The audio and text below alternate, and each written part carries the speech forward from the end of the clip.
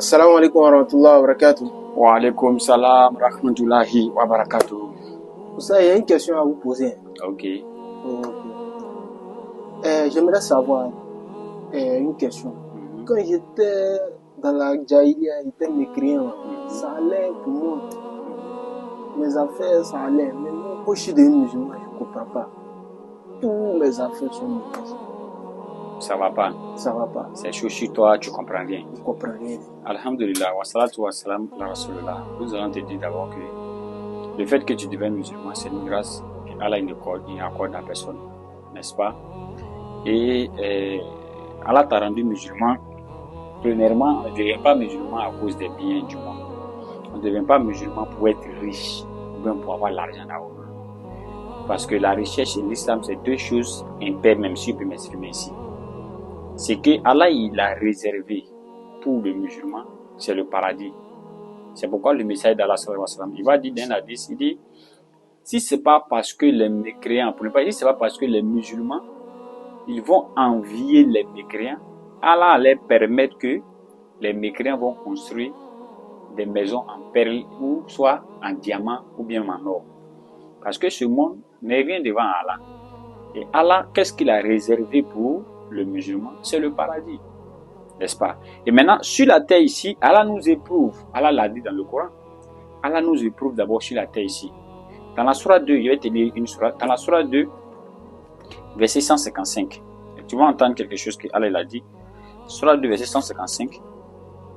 Allah dit, très certainement, nous vous éprouverons par un peu de peur, de faim et de diminution des biens. Tu as dit quoi? Que depuis que tu es devenu musulman, tes biens ont commencé à diminuer, n'est-ce pas? Allah parle de ça dans le Coran. Des personnes et des fruits. Et fait la bonne annonce aux endurants. N'est-ce pas? Allah demande à ce que tu sois simplement endurant.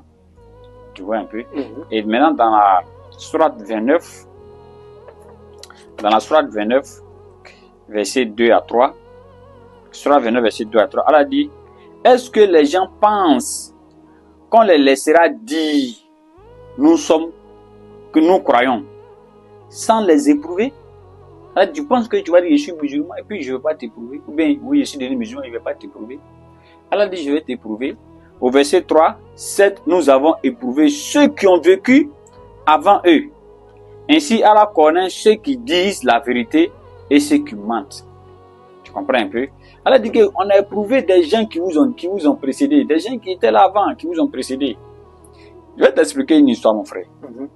Tu sais, il y avait un croyant, c'était chaud sur lui. C'est-à-dire qu'il n'arrivait même pas à joindre les deux bouts. C'était chaud.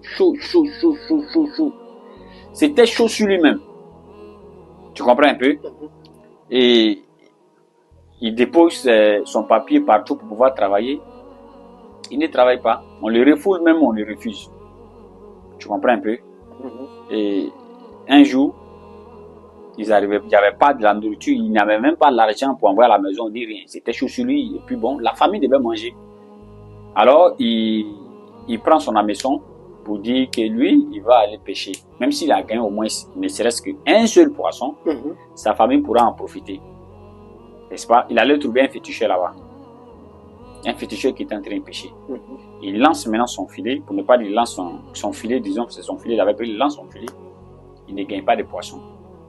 Le féticheur a commencé à se moquer de lui. Le féticheur lui a dit, mais mon ami, toi tu dis que tu es un homme de Dieu. Vous dites que vous priez Dieu. Simple poisson, ton Dieu ne peut pas te donner. Regarde, moi je vais lancer mon filet au nom de mes démons que j'adore. Tu vas voir le résultat. Et il a lancé le filet. Quand il a lancé le filet, le féticheur, c'est-à-dire son filet a attrapé beaucoup de poissons. N'est-ce pas? Alors il commence à se moquer du croyant. Tu as dit, c'est vous qui parlez d'affaires de Dieu et tout. Même ces poissons, ton Dieu ne peut pas te donner. Voilà, maintenant ta famille a besoin de toi. Le monsieur, mais il a réalisé, Allah, tu n'as pas mon nez comme ça devant le gars. Je veux seulement qu'il y ait un seul poisson. Ou bien 2 ou 3 poissons pour ma famille. Il a lancé son filet. Quand il a lancé son filet est revenu vide. Le féticheur a commencé à rire. Le féticheur relance encore son filet, ça vient plein de poissons. Et le croyant, il a dit, Allah, cette fois-ci, je veux seulement qu'un seul poisson. Je veux plus 2, ni 3, ni 4. Je veux un seul poisson. Allah, pardon. Faut me donner les un seul poisson là. Ma famille compte sur moi. Pas à cause du féticheur, mais à cause de ma famille, puisque aujourd'hui, on ne saura pas ce qu'on va manger. N'est-ce pas? Non. Et le croyant, il lance son filet. Il lance son filet attrape un seul poisson. Non. Son filet attrape un seul poisson. Non. Quand le croyant, il a vu le seul poisson, on dirait comme si c'était diamant, il a vu. Non. Il a commencé à crier, il a commencé à danser, il était tellement content. Le féticheur m'a dit, mais toi, tu es un plaisantin. Hein? Pour un seul poisson, tu es en train de danser comme ça, alors qu'il regarde ce que moi, mes dieux m'ont donné. Et le croyant est resté en train de rire, en train de souffrir, il est content.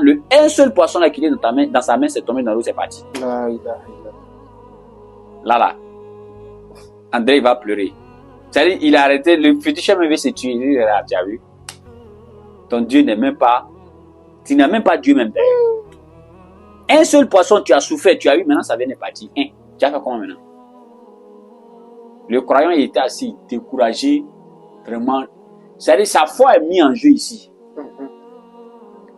Allah envoie un ange, l'ange Gabriel, pour lui dire, va dire au croyant, il n'a qu'à regarder au ciel. Ce croyant regarde au ciel. Allah lui montre juste une petite portion du paradis. Pour dire, voilà ta place. Ce n'est pas les biens éphémères de ce monde-là que je te réserve. Voilà, regarde ta place. Et ils ont fermé. Allah demande maintenant au croyant, tu veux poisson ou bien qu'est-ce que tu veux? Il dit, mais si tu veux, donne tous les poissons de la mer, même là, petit cher. Tu vois, si tu veux là, donne tous les poissons de la mer là, petit cher. Là. Moi, je suis rassasié déjà même. Ce que j'ai vu là, subhanallah.